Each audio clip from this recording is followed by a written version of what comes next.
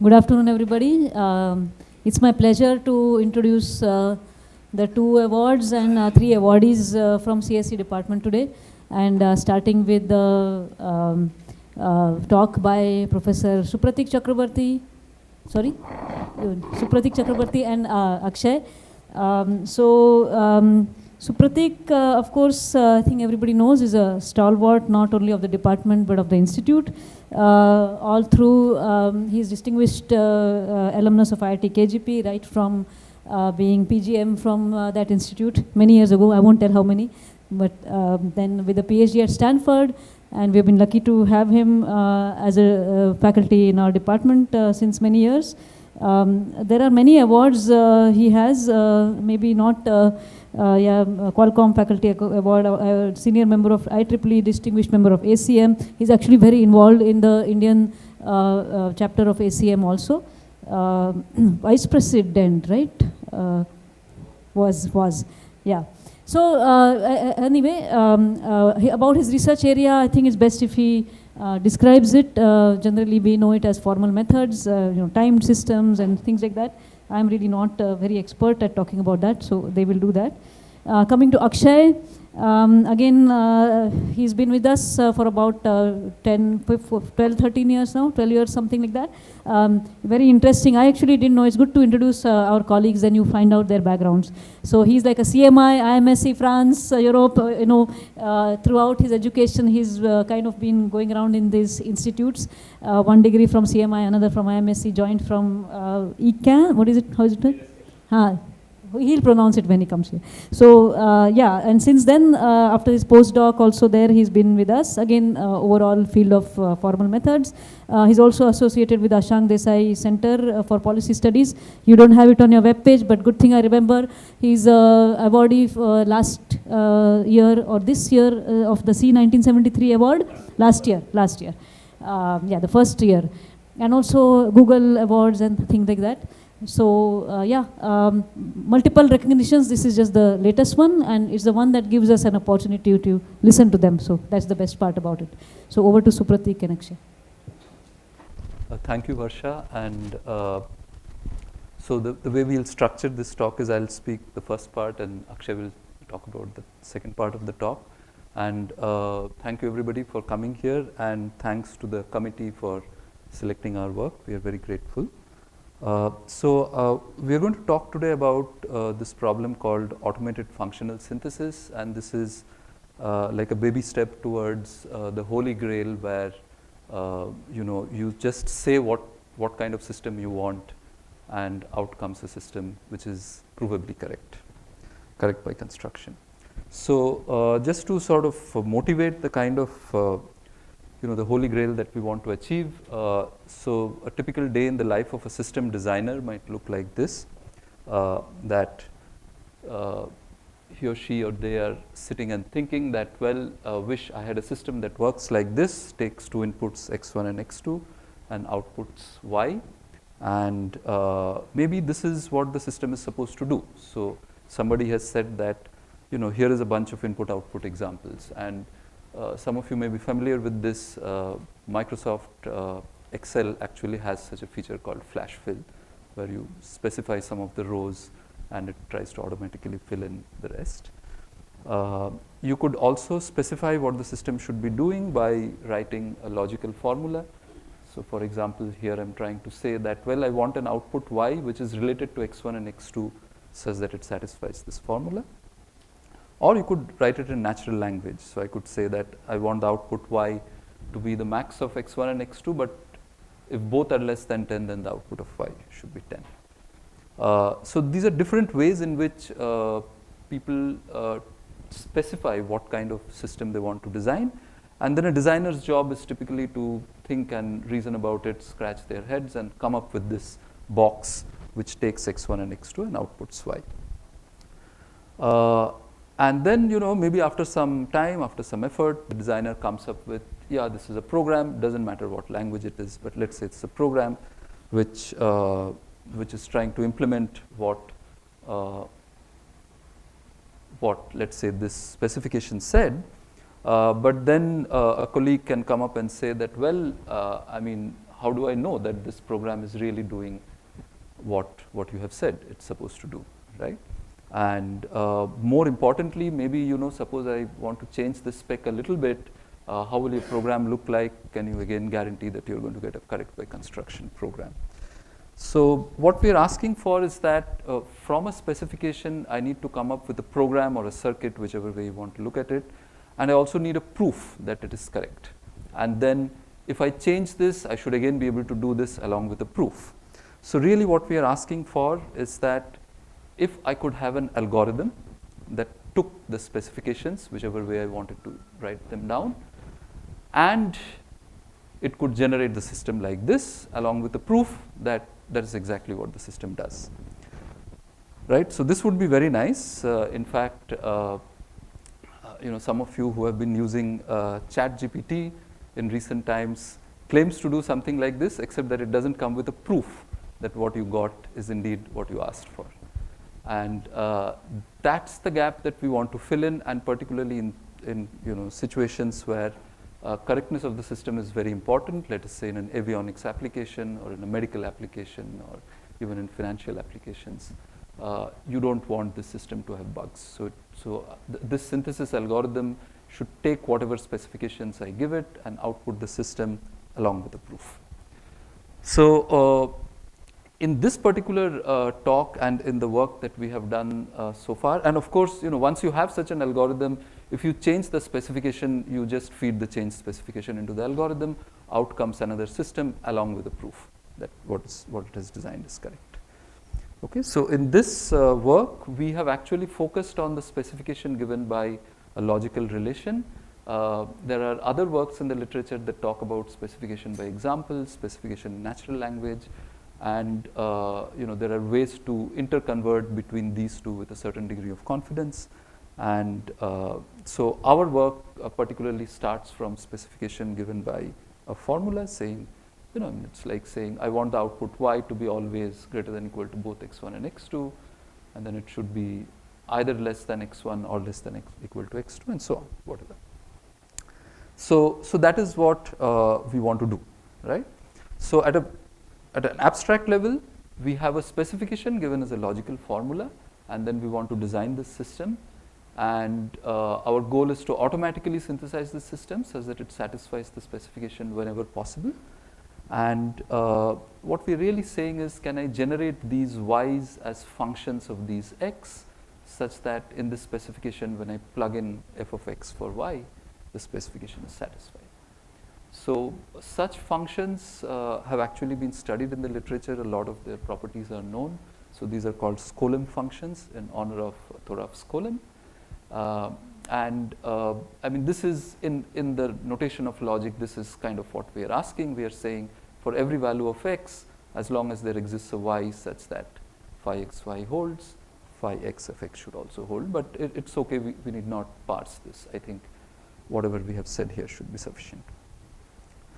So, and for purposes of this talk, we are going to make some simplifying assumptions for this talk. So we'll assume that all these variables are Booleans, these are Boolean functions, and so on. Okay, so now one might think that, well, why is it so difficult? Just try out a few things and get it done. And here, hopefully, I'm going to be able to convince you that this is actually a very, very difficult problem. So suppose I have a system which says that I'm going to take in an integer and I'm going to output two integers, such that the product of these two integers is the input integer. So I'm effectively asking for factorization, right? Now it's very easy to state this as a formula, that the input should be a product of the outputs, and none of the outputs should be 1 because I don't want trivial factors. But if I could do this, if I could synthesize this, then I would have effectively done factorization, and I could have broken all existing crypto systems that use factorization as the underlying hardness, source of hardness. And this kind of problem specification also tells you another interesting thing, that suppose I give x as a prime number, then actually there doesn't even exist any y1 and y2 which satisfies this.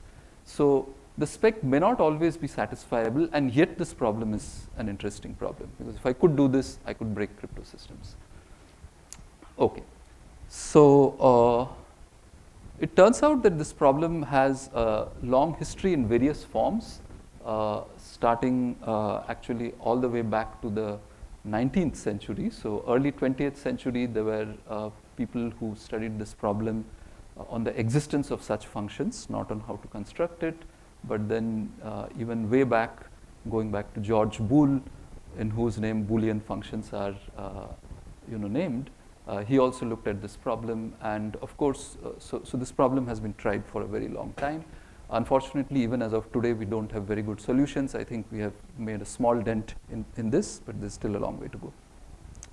And this problem actually has many, many interesting connections and applications. So I'm just going to list some of these. Automated program synthesis, I already talked about it. This is planning, and this is a particular kind of formulas called quantified Boolean formulas. So when you want to do robot motion planning and all, this functional synthesis comes in useful. Eliminating quantifiers in the study of logic. Repairing circuits, that some part of a circuit is problematic, you want to just yank that out and plug in a rectified circuit. Synthesizing reactive controllers, and many more. And of course, there are several existing approaches to solve this problem as well. The three things that we have highlighted here are kind of things on which we have been working for the last almost a decade. And Akshay is going to talk more about these two things, the knowledge compilation and the guess check repair approach. So over to Akshay. Thanks a lot, and thanks Supratik for leaving me at this good point. So I'm going to trouble you for the next 7 minutes with a little bit more details of our results on this topic. The problem statement has been, I hope, put out clearly for you to understand. And so in particular, I'm going to talk about the three kind of broad results that we have, or three approaches that we have been working on in the last close to 10 years now, 9 years almost, with a lot of the results coming in the last 4 or 5 years. Right. One core contribution that we made was somewhere in 2018 was to make precise how hard this problem is. Right. As Supratik said, we know it's a bit hard because it captures, in some sense, if you can solve it fast, then you can crack factorization. But can you make it a little bit more precise? And for this, first you have to say, okay, how do you represent these circuits? And for this, there is this well-known form. You can basically represent it as just a Boolean circuit in what is called negation normal form. The details are not important. But the point is, even in the Boolean case, even when your variables can only take 0, 1 values, it's very easy to see that it is NP hard, where basically what this means is that if you get a polynomial time solution for this problem, well, you will get everlasting fame. Right, in particular in 2018, what we managed to show is that unless some well-regarded complexity theoretical conjectures get falsified, this problem cannot be solved in the worst case exponential time. So in some sense, what this set of results showed is that this problem in practice is not solvable. Well, in practice, we'll come to that a little bit later, but at least as in the efficient algorithms which work for every possible input is unlikely to exist. So that was kind of one hardness result where we started our kind of investigation into this. So once you've shown this hardness, then what do you do, right? I mean, the problem is important, but we can see that it is hard. So we do need to have some solutions, and the next two contributions are towards two lines of research which come up with solutions which work surprisingly well in practice, even though there are these theoretical hardness results. Right? The first approach that we kind of pioneered was what we like to call the guess, check and repair approach, where the idea was to take, this is the input, right, the input specification, and we try to, this is the phases of our approach, which is to say, okay, you pre-process it somehow, make some simplifying initial guesses, and then you guess some initial function. Guess a set of functions which may or may not work, but you guess it cleverly, right? And then you come up with a way to check whether your guess is correct, and if the guess is correct, you're done, and if the guess is not correct, you have to repair it. And how often do you have to repair? Well, you have to keep repairing it until your guess is correct, right? So this is kind of a very, very generic framework. So where is the difficulty? Well, everywhere. So the pre-processing steps are simple, but they are extraordinarily effective for benchmarks in real life. The check and repair framework is where Varsha mentioned we both work on formal methods. Many techniques from formal methods get applied here. In particular, the way to check it, the check that we came up with in 2015 is still the best known check that is being used in state-of-the-art tools which are doing this, trying to solve this problem, right? And the third part actually is difficult to come up with good guesses. We had an approach using functional approximation that we came up with a few years ago, and more recent work by other groups are now using data-driven approaches to actually solve the same problem. So this has not only been, I've just cited our work, but actually there are other works which are using this paradigm and have actually pushed the envelope even further after our work in this area. So that's kind of, this is one approach that we tried. But this is not the only one. We also tried a different approach, or rather a kind of a second attack into this problem, where at a large level, basically we are trying to say that can we synthesize using some special properties of the specification itself.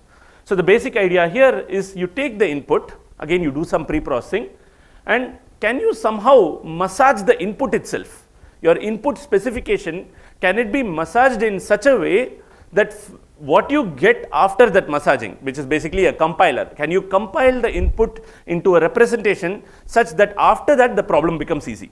This problem, which in general is super hard, becomes easy when you do this. And it turns out that this is actually a very rich area of research, which is called knowledge compilation, and it is being used a lot in AI, but we were the first to introduce this for functional synthesis.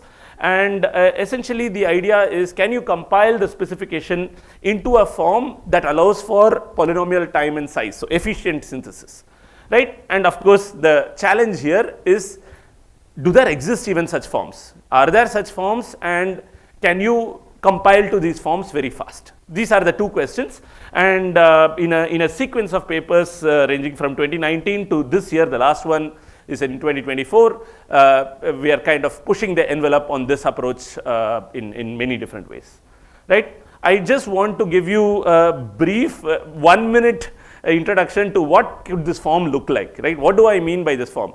So if you think about this as a pictorial representation of your specification, so these are the inputs and outputs. X, remember, are the inputs, Y's are the output, and this triangle basically represents the circuit, which is the representation of the input specification, where we can assume that all the negations are here. Then essentially the form says that anywhere in between, if there is a conjunction operator, then at that conjunction, if it cannot be that a variable and its negation meet for the first time at this conjunction. So this is a weird kind of requirement, but it turns out that this generalizes some type of decomposable negation normal forms, which are already well studied in the artificial intelligence community for other problems. And what we were able to show is that if you can get your specification into this form, then you can actually solve it in polynomial time and size. So you can have very efficient solutions if you are able to get it into this form. All right, and in fact we could do much more. That was the first starting point, but it turns out that we can generalize this forms quite a bit, weaken this form quite a bit, and what we were able to show is that you can in fact weaken it so much that you can actually get a precise characterization.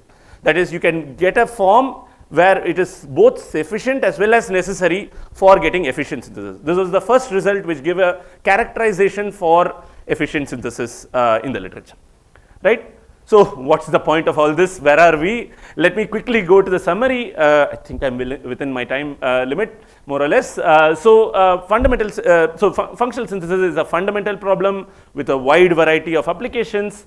There is a long history of work before us, and in fact, what we have done is to come up with a diverse set of approaches. The guess, check, repair, and knowledge representation I discussed here.